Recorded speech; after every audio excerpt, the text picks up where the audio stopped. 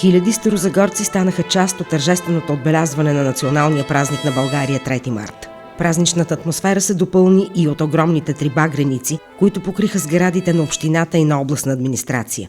След ритуала по вдигане на националния флаг, от централния площад тръгна многохилядно шествие, предвождано от конницата на прабългарската школа за оцеляване Багатур.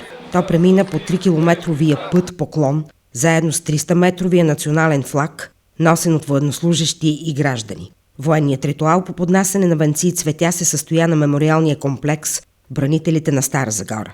Официален гост на честванията беше министърът на отбраната Николай Ненчев.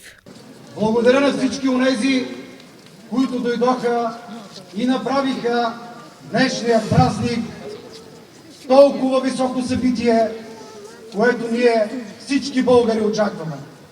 Благодаря на децата на България, които днес са сред нас, които със своите стъпки последваха стъпките на старозагорци, дали живота и свободата си, превърнали в жертва близките си в името на България. Честит празник, уважаеми госпожи и господа! Да живее свободна, просперираща и независима България! Искам да ви кажа, че съм изключително горд с вас, с моите съграждани, с моите сънародници, които имам, защото благодарение на вас се случва този празник и благодарение на вас се поддържа този висок патриотичен дух. И ви пожелавам да сте живи и здрави, защото всички вие представлявате България и аз съм сигурен в нейното бъдеще.